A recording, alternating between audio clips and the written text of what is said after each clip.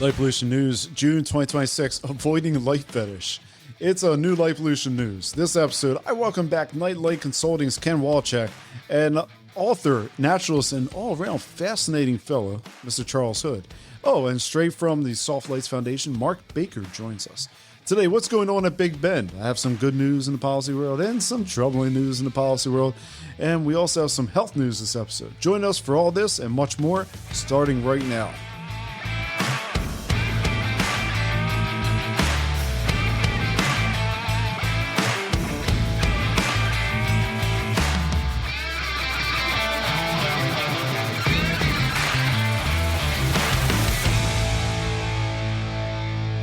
Welcome to Light Pollution News. I'm your host, Bill McGeaney. Every couple of weeks, I dig into the fire hose of news to bring you the most important and pertinent stories and the cultural impacts around this very wide-ranging topic of light pollution. If this is your first time with us today, thank you for joining. This is a listener-supported show, which means that we take no outside money and rely solely on the generosity of you, the listener, to really keep us afloat. If you like what we do, if you like to learn more about what it takes to be a supporter, simply click on the Support the Show link in today's show notes, or go over to our website and go to lightpollutionnews.com, and you can find the Support the Show tab. It's right there on the front page of the website. If you're already a supporter, thank you so much. You literally help us keep the show going. As a reminder, you can find anything we talk about on today's show by heading over to our website at lightpollutionnews.com, where we have a read-along for today's show and a great snippet summary of the stories we discussed today. I built this as a resource for you, the listener, so I hope it is helping you. And as always, if you want to reach out and connect with us over here at Light Pollution News, feel free to use any of the avenues available, including you can reach me, Bill, at lightpollutionnews.com, or you can go to our Instagram, our Facebook account. You can also reach us. We have our Reddit page that I periodically update. I don't update as much because we haven't got the growth on that, but I periodically update that probably like once a month or so. Send something out there so you guys can, if you want to join in a subreddit, feel free. That's Light Pollution News as well. Let's get on to it. I'd like to welcome back to the show my excellent slate of guests this month. First up, he's an author, a lover of nature, lover of mammals. It's a rare, very rare breed. I mean, not just these days, but you're, up to a list of 1,000 mammals you've seen? You're close to the top 10 people in the world, top 5 people in the world to find it. I would like to welcome Charles Hood back to the show. Thank you very much. Yes. If you get bored of bird watching, y'all try the real hard stuff. That's the mammal watching kind of thing. Yes. Crossley's dwarf lemur was number 1,000 in Madagascar. Not that we're counting, not the one we count, not the one we talk about it. It's a little impolite, isn't it? It's like talking about the size of your manhood or something. But if we were mentioning these things, yeah, I'm in I did stop at 1,000, by the way. I'm in, roughly like 1,100 or whatever, but I don't actually write them down anymore. It gets to be too much. Do you have like is there an app kind of like Merlin for mammals? No, there is a list on the mammalwatching.com website. It's updated by John Hall, manager of the site, but it's all Scout's honor, and it's an Excel spreadsheet that you have to download and fill out yourself. You can't do it in the field. It's harder to do it in the field. Yeah. Bird watching is ahead of mammal watching in that respect. Did you count your house cat? You can count domestic animals if they're completely feral, uncontaminated by human sight. So I do have like wild dog, on my list, dogs that I know for sure in the desert are living entirely wild. I have Mustang on my list, horses that are completely independent. It's as with bird watching, there's, ethical boundaries that some people are more willing to cross than others. And certainly I've seen, like in Jordan, I've seen cats that are completely away from any village, any possible, there are domesticated cats, but they are completely feral. So that's on my list. All right. Well, just to remind the listener at home, Charles is the author of Nature at Night and the book Nocturnalia, and he is also the Forward Book Reviews Nonfiction Book of the Year author for A Salad Only the Devil Would Eat and the California Association of Independent Booksellers Nonfiction Book of the Year, Wild LA. Charles, thank you for coming back. And next up, a very familiar voice to many of you, and we went into the Restoring Darkness story back in the last episode.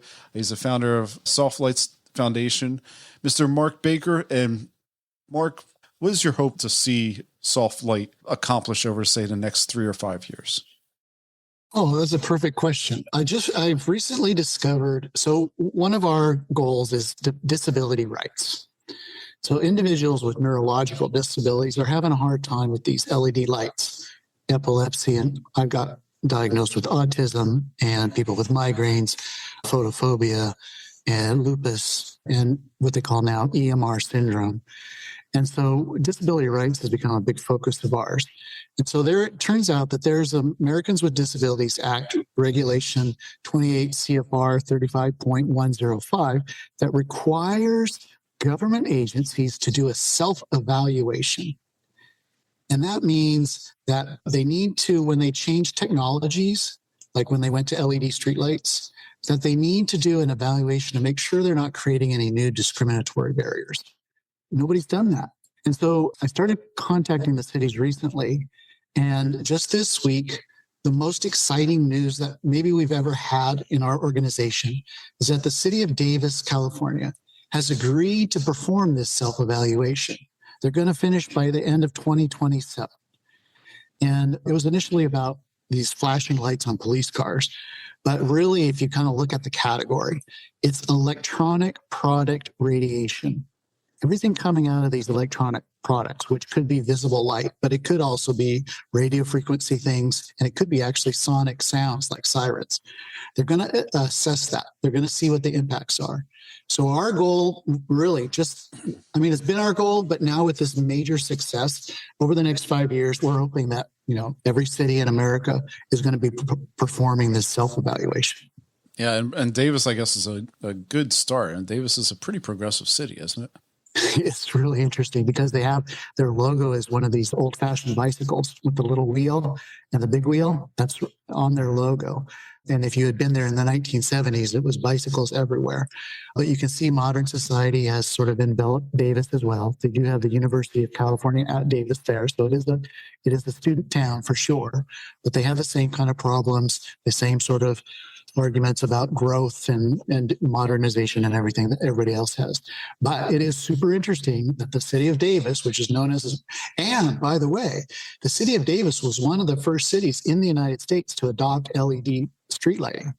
They started with 5,000 Kelvin, and the citizens came in and said, wow, I don't like that's too much.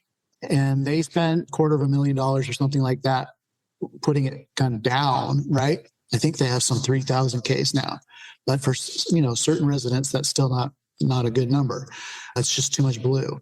So, but it's super interesting that Davis kind of was on the forefront of this switch to LED technology, and now they're agreeing to be on the forefront again for disability rights. So let's follow that. Mark, I got to ask you, what happened to the bikes?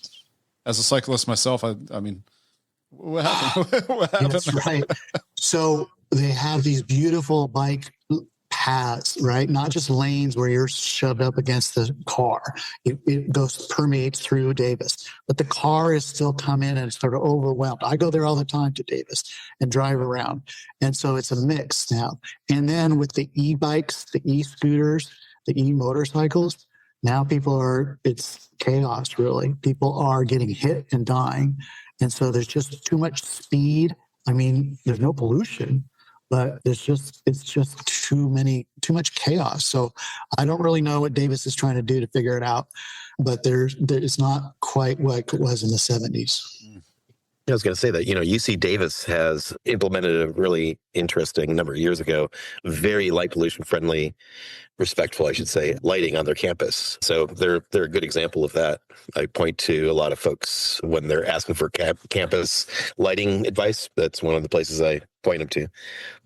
It is interesting for me, this sort of legal aspect, government aspect. So if you go onto the campus, and I was talking about the city, if you go into the campus, it's a different world. It's pretty neat, right? It's much fewer cars and it's more bicycles, and it's designed. I love campuses. I went to UC Santa Barbara myself. And so if we have these little sort of islands of cool, getting around, more pedestrian friendly type transportation, and had these sort of, let's think about light pollution. But I contacted the university about, they installed some blue rich LED stadium lighting. And I was driving by during the day, and I got struck by this LED stadium lighting, and it was painful. And that's during the day. So I contacted them, asked for accommodation, and they wouldn't, right? They thought I was out of my mind that I could ask for something weird like that. So, it has a reputation of being progressive, but you get down into the weeds, it's a standard bureaucratic wall. I sense a lot of frustration on your side. I've been doing this for a decade, Bill. I've learned how the system works. All right. Well, last up, you heard the voice. And it's, of course, Ken Walczak, now via Night Light Consulting, formerly of the Adler Planetarium. And hey, Ken, you're off in a new world. And what is Night Light's primary mission? What are you trying to do? I like to say we could protect the night by doing light right. How's that for a catchphrase? There we go. Yeah, I mean, you can put that on your T-shirts. Yeah, that's all in my hats. Yeah, I mean, the idea is that, everything that we've been all talking about and that Mark brings up and everything else it's just that, we have technology. It's just the way we're using it is poor, could be improved. People don't think about light at night as much as they should until they're exposed to the bad sides of it, or we start seeing the consequences. And so in that case, I'm there to help, here to help advise everything from individuals to municipalities about how to make light do the right thing at night and not impact us all. Now, I'm curious, in Illinois, here in Pennsylvania, we have things called environmental advisory councils, and they're, different, and usually in local communities, they don't have any kind of legal capacity. They're just advisory. Is that where most of your work would come from, is from individuals within those organizations, or does it come from, say, lighting designers or individuals, contractors, or how? All of the above. Because I've worked with a number of towns in and around Chicago and Missouri and other places where, the town might be trying to address some complaints they've had from residents and say hey, how can we make an ordinance or stop this? How can we actually improve the lives of residents? And so, I can help in crafting ordinances like that. I've done everything from working on some individual legal trespass issues where, I can come a professional with professional testimony, take field readings and do everything to show that you're right, if you are right, and oh man, you guys know there are some egregious examples of private light trespass, and most people don't have a recourse, and that's stuff like you're doing, Mark, where you're saying well, let's use the actual regulations, let's use actual laws that are out there, or create the laws to make sure that we're not doing this again. And so that's where I come in. Ken, you and I need to get together. I'm going to help your business. I've got these connections. I got these things. We want to help the cities in the same way that you are. You and I need to collaborate and expand out and make this go faster to get these conversions done. Always on board with that. Yep. That's what I'm here for. Light Pollution News, we bring businesses together. This is yes. So let's start out with some news for today. We previously mentioned Big Bend. So you'll recall a couple months back, the Trump administration planned to fully install a border wall along the Mexico-U.S. border through Big Bend. That area, which I have seen firsthand, isn't exactly a prime spot for crossovers, given its absurdly rugged terrain. Unless you're coming to the border with full trad climbing gear, you ain't crossing much of it. It's a really rugged area. Plus, there's already embedded infrastructure and tracking networks in place in the park, all of which you can learn about on a past episode. According to our Public Lands and Waters Substack, the Trump administration single-handedly allocated the largest ever contract for border wall development to the section of border sitting within the confines of Big Bend.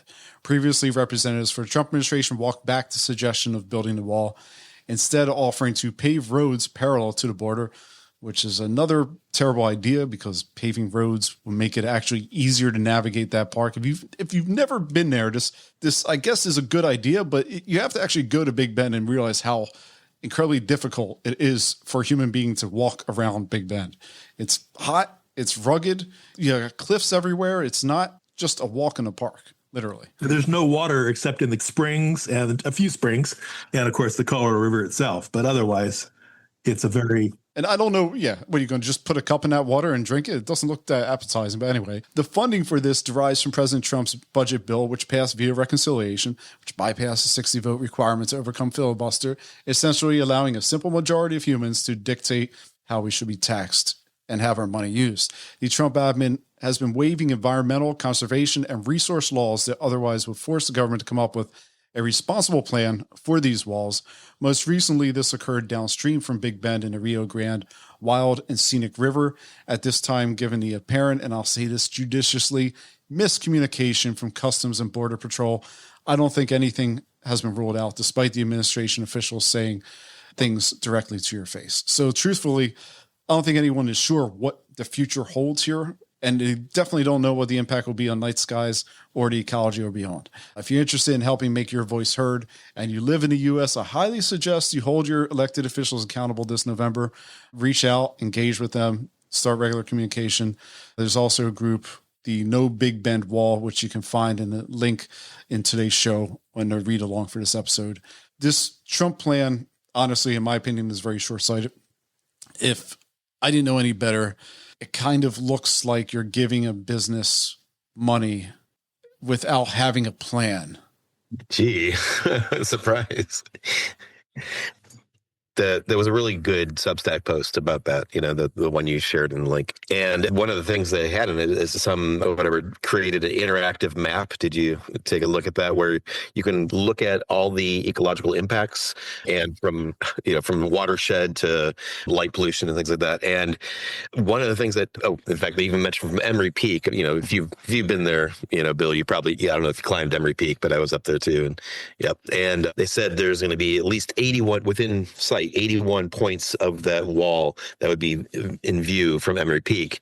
And then imagine at night. So they actually, in this interactive, the map, it shows a light shed, kind of like a watershed, but for how much light spread there will be. And I think, unfortunately, it's a vast underestimate. They actually said they use a 3-mile buffer, saying like, oh, the light will travel 3 miles, and it's like, well, no, it'll travel much more than that.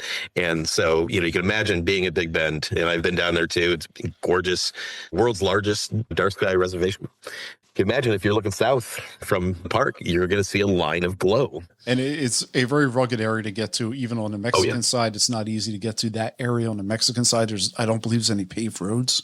And then on top of that, you have to navigate this place, which is you probably only want to be walking in it for a couple months of the year. I remember being there in April and it was like 100 degrees. I can't imagine what it's like any other time of the year, much past April.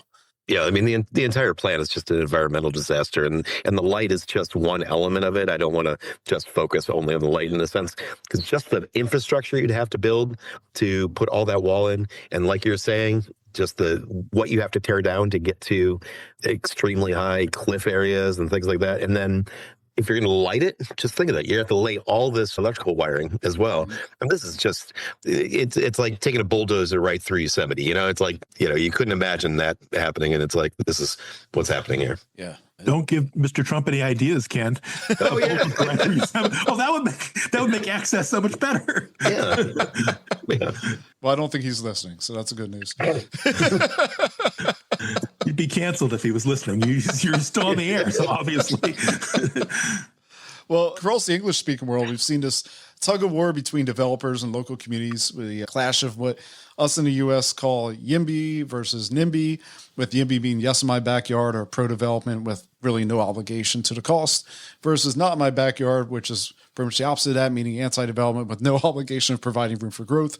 And the YIMBYs have been on a winning streak as of late. At that, you wouldn't be wrong for questioning if YIMBYs have some kind of perverse glee in obliterating ecology, because already this year, up in Canada, new regulations went into effect under the Species Conservation Act, which replaced the 2007 Endangered Species Act in Ontario. The law removed protections on many of the species requiring conservation.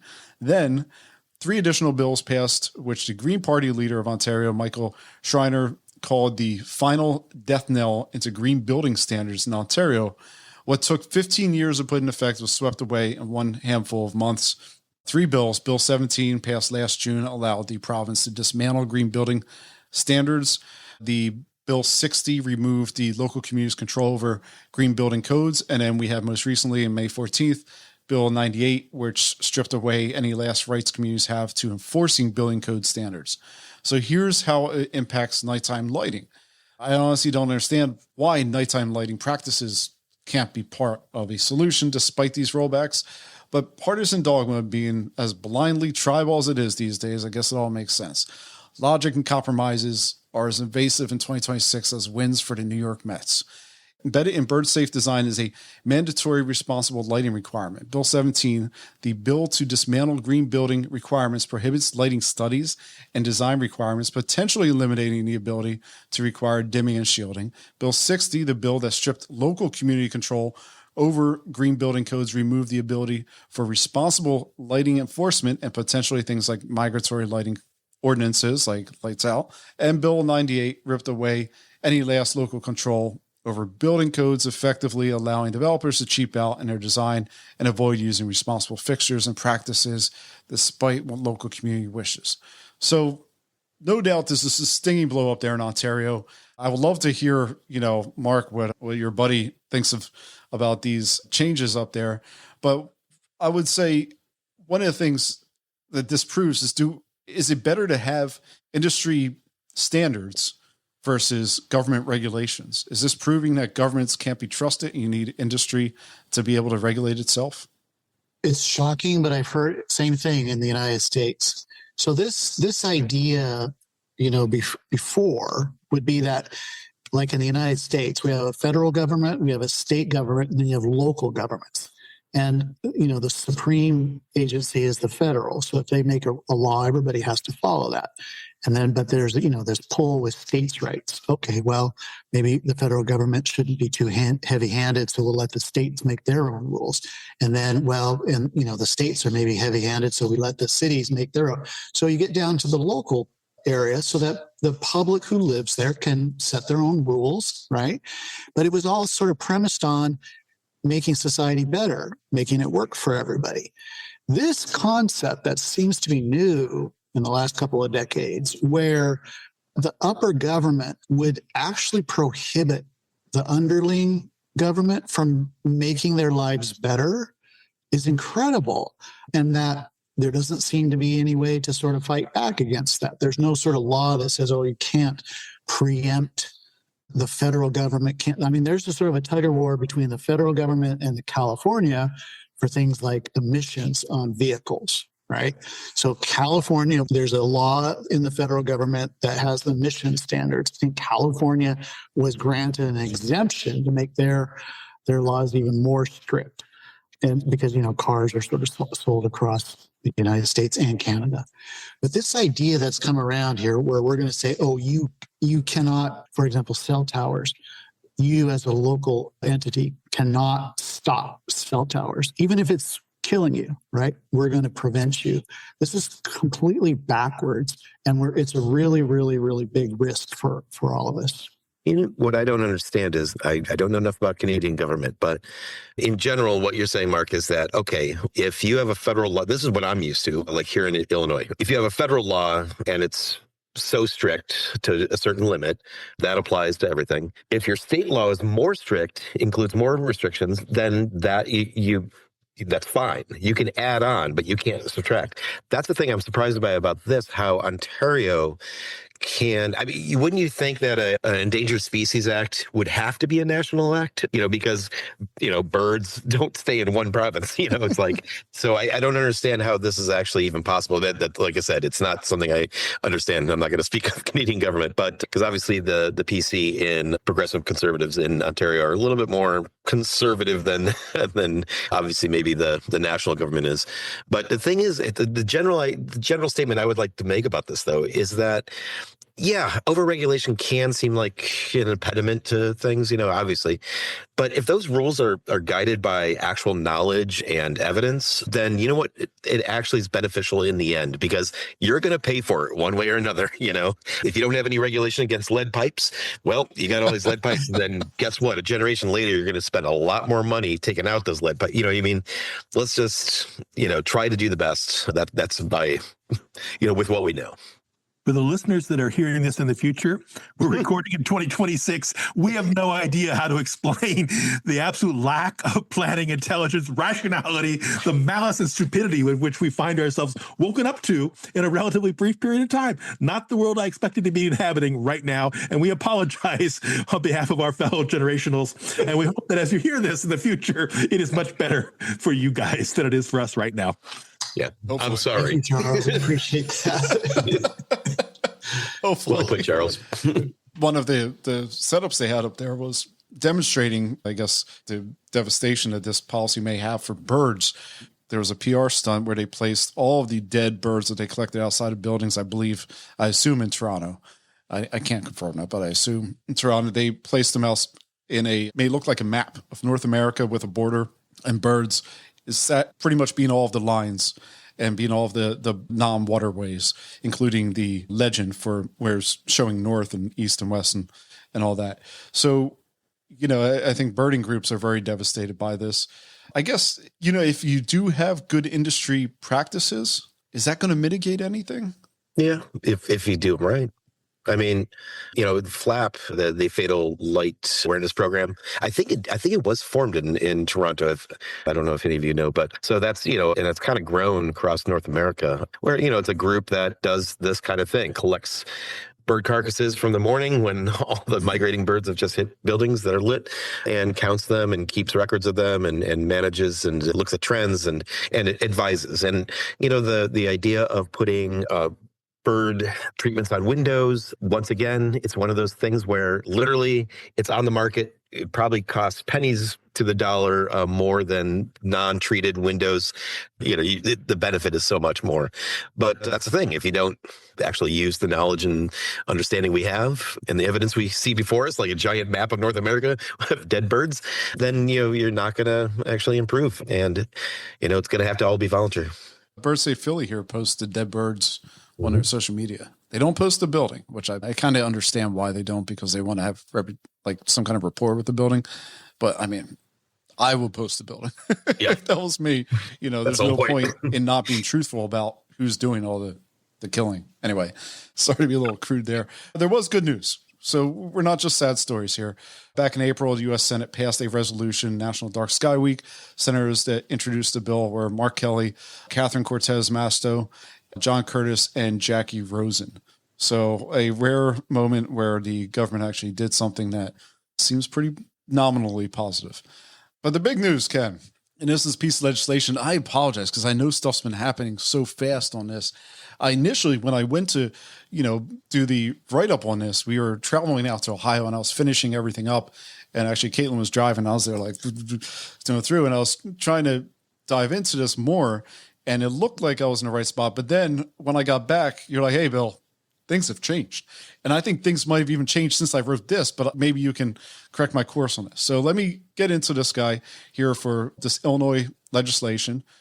This year, Senator Laurel Ellman introduced a bill, SB 3037, which expanded the scope of the original light pollution bill that was set in place. And I actually pulled out the number, so I forget. Do you remember what number that was? It's a good, 3501. 3501. There we go. Yeah. Which covered all state-owned lands, had rather short compliance date, December 2026.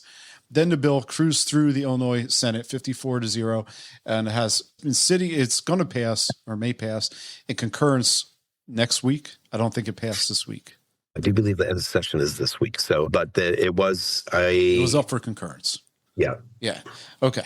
Which is when we take both versions, we kind of grind them out, and then we come up with a bill to put in front of the governor. So between then and now, outlets like Inside Lighting raised industry alarm over some of the wording within the legislation, namely that there was a 0.1 lux requirement in an early version of the bill, and also the ease of which the Senate bill actually passed because it had no resistance. Inside Lighting stated there's no dissidence, no pushback for a chamber not typically known for unanimous agreement on much of anything. That kind of vote demands a closer look. So we got a very different final version. After that, this all happened before we got to the final version. And the final version, as I understand, is a take from the House bill, veers away from covering state-funded buildings and really much of what the Senate bill is trying to cover.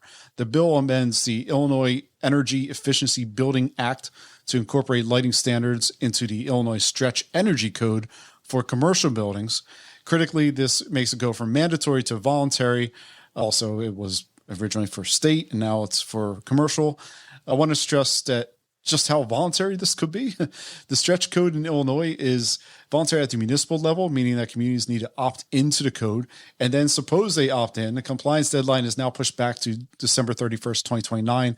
At that, it doesn't affect the current commercial structures, only new or renovated structures. And unlike in the Senate bill, which saddled the Department of Central Management Services as an enforcement body, it would be up to municipalities to enforce their own code. So what it contains: the outdoor lighting cannot exceed 25% of IES standards. Light trespass cannot be greater than 1 lux. Lights over 1,000 lumens are constrained by emitting 5% of the total lumen output over 80 degrees from nadir, and max color temperatures are 3,000 Kelvin.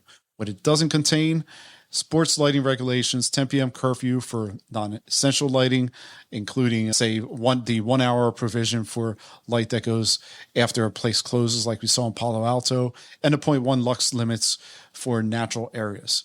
Ken, I think I have this right. This was a very difficult one to kind of... I can straighten out a lot of the details here. Okay, great. So a little bit Straighten of history. me out. Okay, so first of all, I really got to applaud Senator Laura Ellman. She's a state senator from Illinois, who kind of, one of our Dark Sky Chicago folks ran into her while she was campaigning and said, "What about light pollution?" She goes, "I don't know." And then ever since then, she's really bought on, and she's been championing this entire process. All right, so previous year, 2024, actually, we got passed, like you said, a bill that is fundamentally it's kind of like the template the Dark Sky International has for state legislation against intrusive lighting and protecting the night. But, and this is how the whole negotiation stuff works, I've learned so much about government laws and things like that in the last few years, is that there was just pushback against the Department of Transportation and all these other, central management services and things like that said, no, we're not going to do this. And so to get consensus, that's why it got limited to just the Department of Natural Resources holdings. It was one of those things where it's like, hey, if you're going to propose something big and it all gets shot down, then you don't get anything. And so what happened in this round is Senator Ellman wanted to say, well, let's go further. That was a great success, a start. The next step, once again, you're not going to turn this entire tanker around, real quick. And so her approach, and I like the idea, is that, all right, let's just try to get these ideas and these limits and the way to do lighting right in some sort of codified way. Once we can get it in some kind of codified recommendations, then the next step is, hey, now government, follow those codified recommendations. So that's what the real kind of motivation of this bill is. There's a thing, the stretch codes are, let's say you're a municipality and you're like, you know what, we want to make sure that we're saving energy and, give us some guidance. How do we be ecologically and environmentally and energy efficient? And so that's what those guidances are, the Illinois stretch codes. If you adopt them, that's what you do. Yes, they are voluntary. But the whole point is that once they start getting bought into because a lot of towns and cities in Illinois will use these as their guidance for how to apply energy efficiency standards. And now we're putting light pollution cognizant details into those stretch codes. So now when more and more municipalities buy into it and say, we'll try it. Now we have examples of it actually being applied in reality. And so that's step number 2. So yes, you're right. It's not a solution, but it's not. Oh, and by the way, I just want to mention that the stretch codes do apply to residential as well as commercial properties. And you did mention one thing I did want to clarify is that at first there was a 0.1 lux light trespass limit for across the property line. And even I was like, wait, what the heck? And it was when I saw the lighting industry trades, I was like, oh. So I got reached out because it was a mistake in units. It was supposed to be 0.1 foot candles, and they put 0.1 lux because, it's about a 10-to-1 ratio there. So we've corrected that. There was a late amendment that was done to correct that. Hopefully everybody's satisfied now. And so we'll see what happens in the next few weeks. Yeah, and I want to clarify, I don't want to make the inside lighting or the industry sound like there are impediments in this. I didn't come across anything that they were saying, or they're trying to impede upon. They were just saying, hey, this looks kind of crazy. Yeah, I actually reached out to them, and they've responded already, and so we're helping work with them as well to understand what this is about and how we could all be on the same page. But what's wrong with zero point 0.1 lux? That's about full moon. Why would that be considered that's, I guess what you're saying is too restrictive, right? You're already talking full moonlight, 0.1 lux. Why would you want to go, why would you be higher than that? Well, this is just me talking. I think I'll be honest, it's almost a difficult amount of light to measure, especially in developed areas. So, for example, if I go in my backyard here in Chicago, I'm going to get way more than 0.1 lux coming from just the sky glow. So how am I supposed to measure my neighbors giving me 0.1 lux? You know what I mean? So I think that's sort of the logic behind it, is that it's something that's measurable. Well, that is an issue, with these measurement devices. For us, one of our things is luminance, which is the directly viewed light. And the problem with LEDs is that they're so small and they're so intense, they're close to lasers, that measuring lux, the light landing on the ground, is irrelevant. Oh, yeah, exactly. Yep. And so, any kind of, I think we had Senator Ellman on our show, Restoring Bog. Oh, yeah. He did. And she is doing something very difficult. It bothers me a ton that something that's common sense, to eliminate light pollution, could run into something where politicians are saying, "Oh no, let's sort of water that down somehow." Would be very difficult. I personally could not be a politician because I just would say, you need to do it this way. This is the way that makes sense. This is the scientific way. This is the health way, et cetera. One of those next steps needs to be about the directly viewed light. We need to keep that. It's so sharp now, and we need restrictions on that as well. That's why we recommend in our next, and maybe Ken, you and I will work together on this. But one of the ways to drive into this, to force these changes, is to use the leverage that exists out there for disability rights and for health. And I wasn't before a big fan of these proclamations, but this year I discovered that California has a Blue Light Awareness Day. October 10th is Blue Light Awareness Day, and they have a Senate proclamation. It was made in 2019. If you think about it, the big deal with blue light came out in 2016 with the AMA's report from Dr. Mata.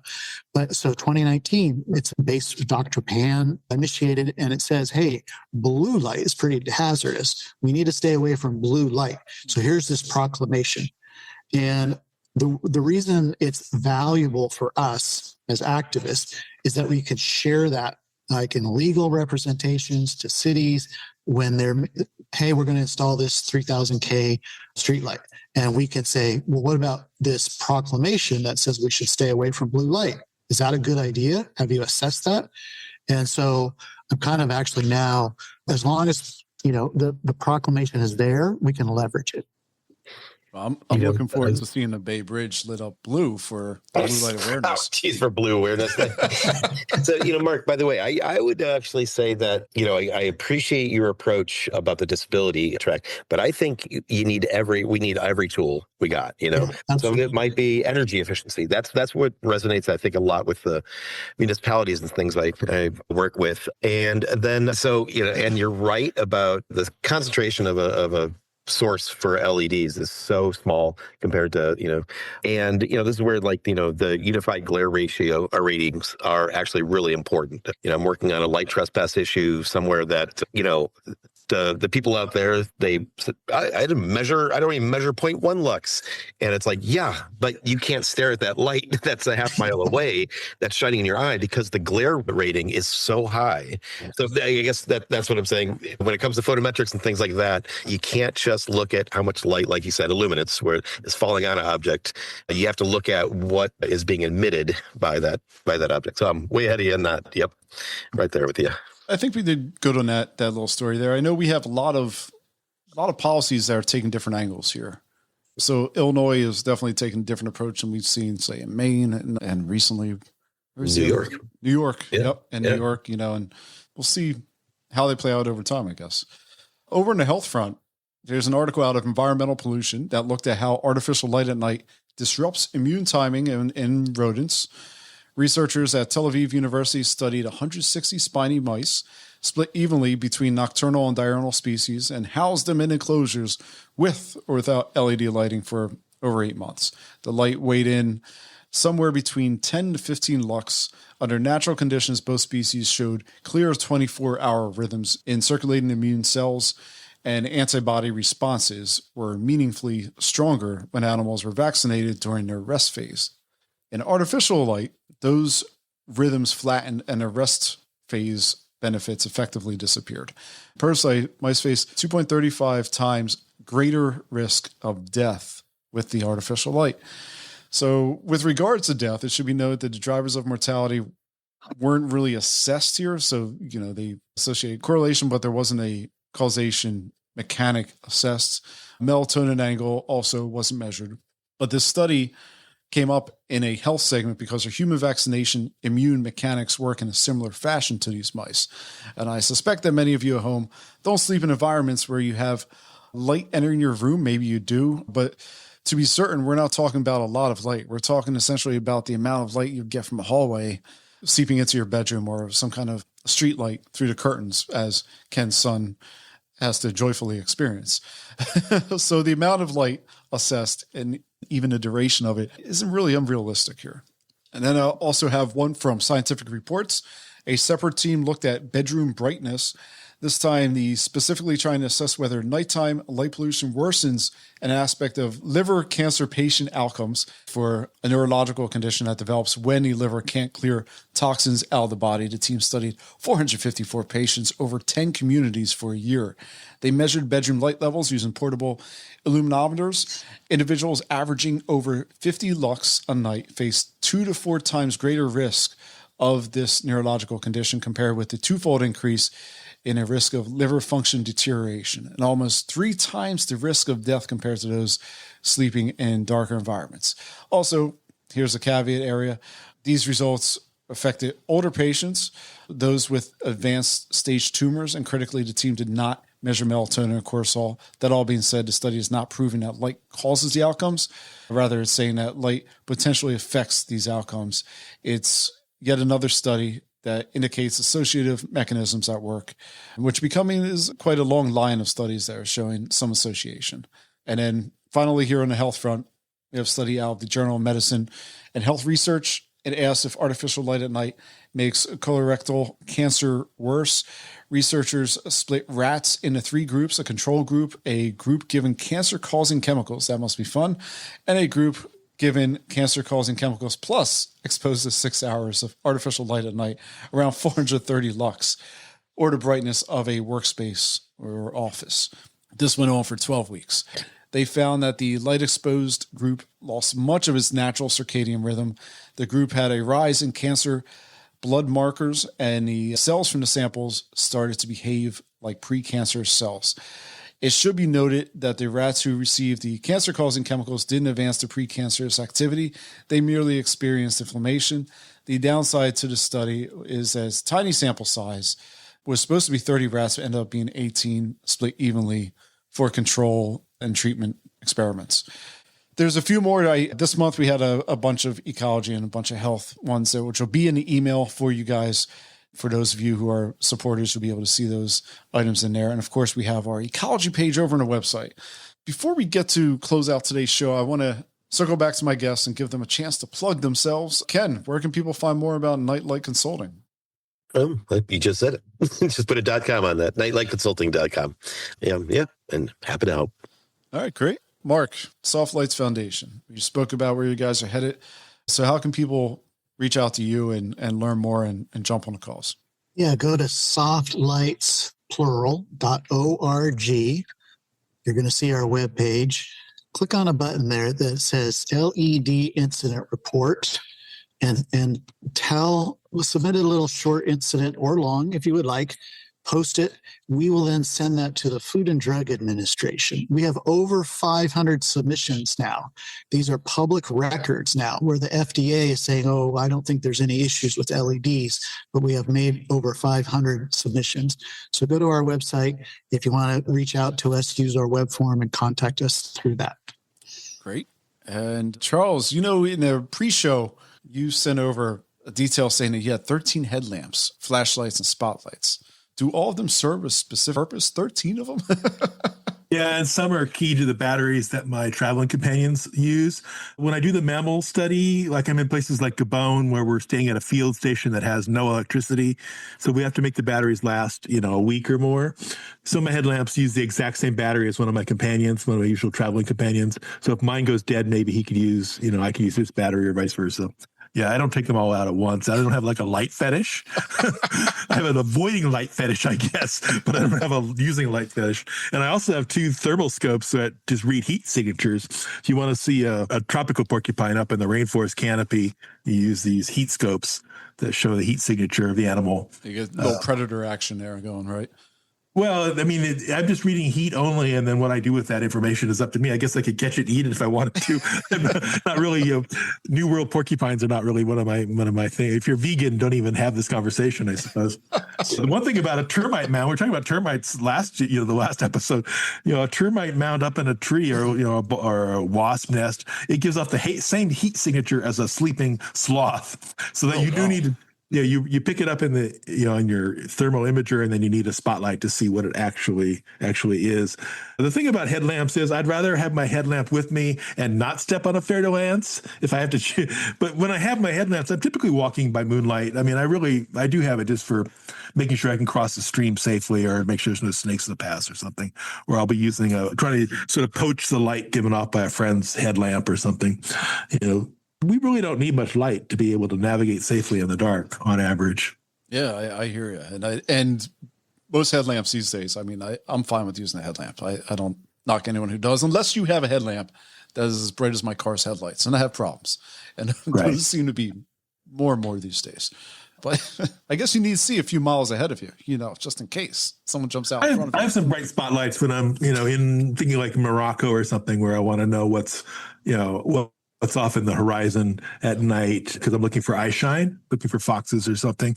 And, this whole mammal chasing thing, we can come up with good results, finding lost species or documenting unusual behaviors. So there's some scientific value there. When I was in Morocco, we found out that sand cats are using raven nests as a diurnal resting place. The sand cat's a little like bobcat kind of predator, and it's driving the ravens out and then curling up in the nest up on the top of the acacia trees. And that's something that the mammal watchers discovered that no one knew about. Mammal watchers found a new species of echidna in Papua New Guinea, and I've been on 2 different studies where we found bats that were not known before. Oh, wow. So flashlights and thermoscopes and all these tools, just tools. There's tools they have their purpose. So I ended up with a lot of spotlights over the years, trying to find the right one. And some of them are bright and some are dim, and never point it at somebody's eyes, and don't bother the animals. Those who are don't point it at people's houses. They don't like that either. If you're out in the countryside, don't aim your spotlight at people's houses. But it's a tool like any other. It has its purposes. And to answer your other question, I do have a website, charleshoodbooks.com, all one word, which I don't really pay as much attention to as my editor wants me to. I have a couple more things here before we close out today. This piece from Frontiers in Bioengineering and Biotechnology. A review was done on bioluminescent lighting. And specifically, researchers have gathered the fungal pathways into plant DNA. They're able to create autonomous biological light sources using a fungus called, let me butcher this one, Neonathoponus nambi. Yana, you'll appreciate me butchering that, for which light is produced through caffeic acid, a compound that plants naturally manufacture. And one of the questions that I've seen come up out there numerous times is, when can we start using these plants as streetlights? And that is an interesting concept. I'm just curious, how would you guys feel about having plants as streetlights? And I don't know. I mean, I feel like it wouldn't stop there. Well, I think realistically, I don't think you're going to get streetlights. If you're trying to get a 10 lux on a surface, you're not going to get that. But I would say that there was an interesting review that was, the review paper about all the technologies that have been explored using bioluminescence. And there's actually some really fascinating stuff, I think, in a report done in China, I think about 6 months ago, that I read that was very similar. But I could see it for wayfinding. Imagine if you have an area, a park or something like that, where, you could just have bioluminescent edging on a path. And it's like, you don't need any lights. Now you just walk down the path. You know where the path is. It's not going to light your way. It's going to lead your way. So yeah, maybe. Well, I think in the UK especially, they use these things that are called cat's eyes. And we have these kind of markers in the United States, for example. So a couple of weeks ago, I was driving on the freeway, and it was night. I was having a hard time. So I started paying attention to everything around me, the signs, the overhead lighting, the bridges, the white paint on the side of the road, the reflectors in the middle. Like, why are all those things there? How long have they been doing this? Who thought this up? And then I pulled off. We live in the country, so I pulled off the freeway, and then I was paying attention. My car is a 2002 Toyota Prius. The headlights are very dim, but they work perfectly for me. And so I'm driving on this country road and wondering why I can see so well. And it's because things were designed around reflection. So my dim yellow headlights are hitting the paint. And they're also put on the fence poles some reflectors. And the telephone poles had a little reflectors. It was beautiful. And we maybe ignore it because when I was younger, it worked perfectly. And so now it's just like there's a thoughtless application to using a technology to shine light into our eyes, and that light is too intense, and it's now interfering with our vision. And so your idea of going back to reflection, that's the whole point, really. It's so little light that what we need to get around for safety. That's exactly the direction that we need to head. Eliminate this light that's directly shined into our eyes. Mark, is that car 6 years from being a classic? It's a classic for sure already. All the dents, scratches, all the things that are falling apart. It's absolute classic. All right. I'm going to have one last piece here. Culturally, it's, I think, a tribute to everyone here.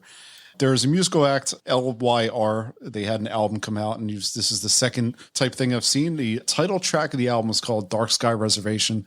Per the kind of AI-sounding description on YouTube, the term Dark Sky Reservation has its origins in environmentalism. In that context, dark sky reservations are those regions of the landscape where light pollution is discouraged and even outlawed, to allow scientists and casual stargazers to peer into the cosmos and see the glory of the constellations, patterns of light that have entranced and mystified us for hundreds of thousands of years. It's from those designated areas, those designated zones, that human beings get a sense of their place in the universe and the experience of wonder of the here and now against the context of eternity and infinity. I also want to note that LYR is a musical project of the UK poet laureate Simon Armitage and a producer and instrumentalist Patrick Pearson and a Grammy-nominated singer-songwriter Richard Walters. I don't know. Did you listen to the tune? I actually really liked it. Yeah. I enjoyed the tune. I don't know how some people appreciate some of the, I guess, melancholy. It's a little melancholy, right? Yeah. Moody. Yeah, it's moody. Yeah, there it is. Yeah, I did enjoy it too. I thought it was good. Okay, so we'll close out today. I want to thank you guys. Thank my three guests here, Ken Walczak, Mark Baker, and Charles Hood. Thank you guys for 2 shows. And I also want to thank the listeners at home for staying with us and making today's show possible. This episode of Light Pollution News was recorded on May 30th, 2026. Cleanup crew includes Caden Ballman, volunteers Laura Taylor and Emily Byers. I'm your host, Bill McGinney, reminding you to only shine the light where it's needed.